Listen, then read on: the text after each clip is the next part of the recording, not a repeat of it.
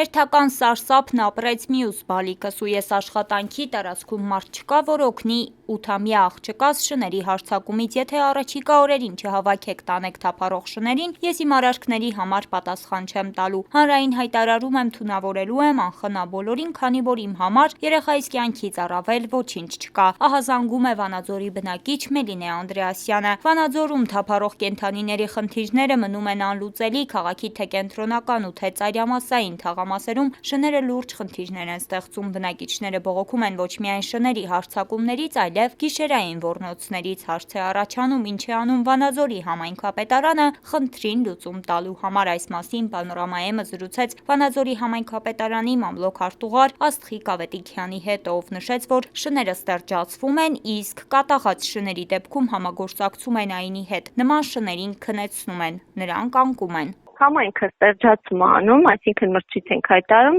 թափառող կենդանիների որոշակի խմբականակ ստերջացում է ամեն տարի, որպեսզի վերահսկելի լինի թիվը։ Բայց այս պահին որևէ համայնքում համենայն դեպս այն չափորոշիչներին ըստ պահանջի, որ պիտի կարողանան կառուցել կացարաններ, այս պահին համայնքը ի վիճակի չի ինքը։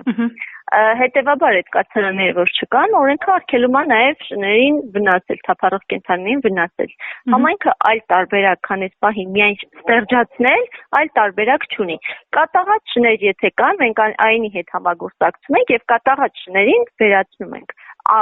անկում են իրենք։ Մենք ամեն տարի թվով 500 կենդանու ստերջացնում ենք, բայց գալիս են այլ համայնքներից, գալիս են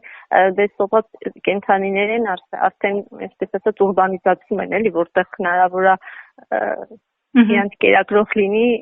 գտնել, այսպես հայտնվում։ Այսպիսով ստացվում է համայնքը բյուջե չունի խնդրի լուծման համար, կառավարությունը պատշաճ աջակցություն չի ցուցաբերում կացարաններ ստեղծելու համար, արդյունքում դեռ երկար երեխաները պետք է հանդուրժեն ընտանի այս կենդանիների ներկայությունն ու ագրեսիվությունը։ Իսկ դուք ավելին իմանալու համար հետևեք Պանորամայեմին եւ բաժանորդագրվեք մեր ալիքին։